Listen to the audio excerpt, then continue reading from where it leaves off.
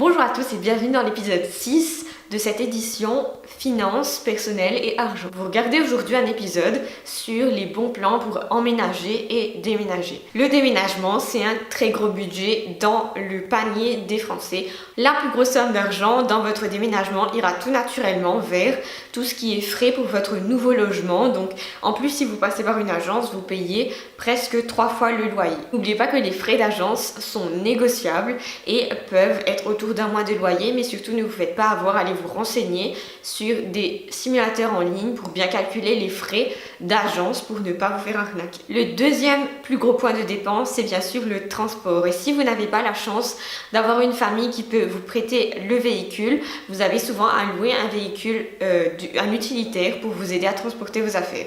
Et là, c'est souvent très compliqué, surtout quand vous êtes tout seul et que vous n'avez personne pour vous aider. Il existe aujourd'hui des locations d'utilitaires à vraiment pas cher et pour ne rien vous cacher, j'ai trouvé que le meilleur utilitaire pour moi et en général en comparant les prix était Intermarché qui avait une flotte de véhicules dans les supermarchés un petit peu excentrés. Ceci n'est pas une pub, c'est juste une expérience personnelle que je partage avec vous. Les frais de transport sont non seulement dans la location du véhicule, mais ils sont aussi avec les frais d'essence et de péage parce que quand vous louez un véhicule, il faut compter de le remplir, de le rendre rempli comme il a été et aussi de payer les péages. Donc comme vous le savez, les frais de péage et d'essence ne peuvent pas être réduits.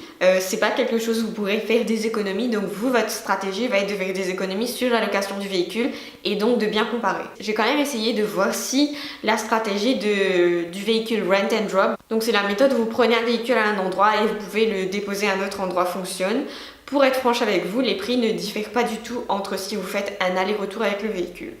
Je pense que c'est pratique si vous faites une grosse distance et que si vous avez juste une trop grosse distance pour faire le retour et ramener le véhicule. Dans le déménagement, vous avez aussi besoin de gros bras. Donc si vous n'avez pas d'amis pour vous aider, sachez qu'il existe des applis aujourd'hui dans les grandes villes principalement où vous pouvez louer des gens pour venir vous aider. Donc vous pouvez louer des gros bras et vous aider à transporter. Donc vous pouvez louer une ou deux personnes, c'est payé à l'heure, etc. Je vous mettrai des liens en bas de cette vidéo pour que vous puissiez facilement trouver des gens. Une bonne astuce pour déménager facilement, c'est de ne pas acheter de carton mais plutôt d'utiliser des grands sacs.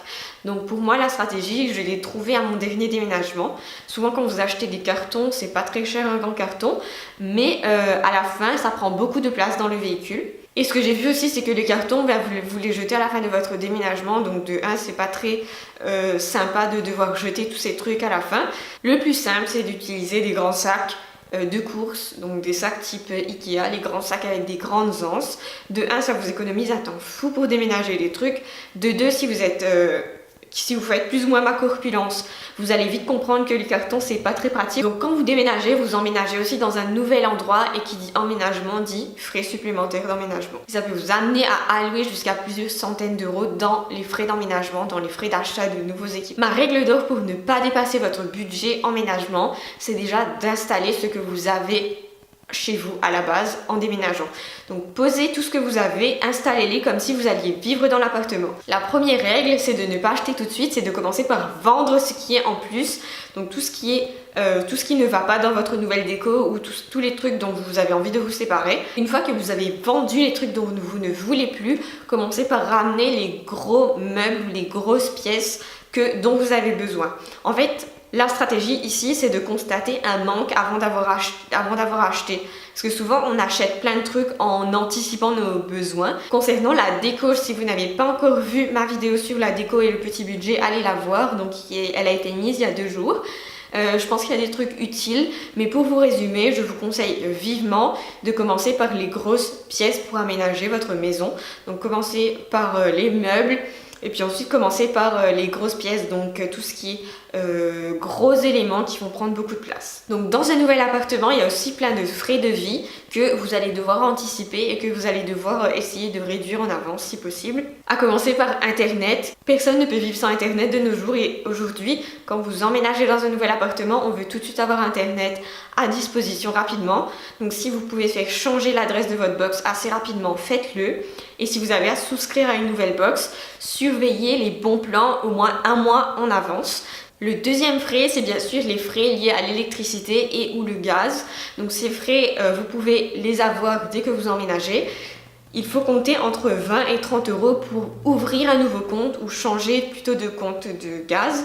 Et ça, il faut les anticiper quand même, surtout si vous avez un petit budget. Sachez que tous ces frais d'électricité et de gaz vont vous coûter à partir de 40 euros environ. Je connais pas beaucoup de gens qui dépensent moins de 40 euros dans leurs frais. Mais surtout pour faire des économies, pensez à utiliser un comparateur. Quand vous utilisez un comparateur, vous allez vite voir en fait que la solution EDF classique n'est pas la moins chère et que vous n'allez pas faire plus d'économies en prenant EDF. Et enfin, un autre frais que vous devez anticiper, c'est l'assurance habitation.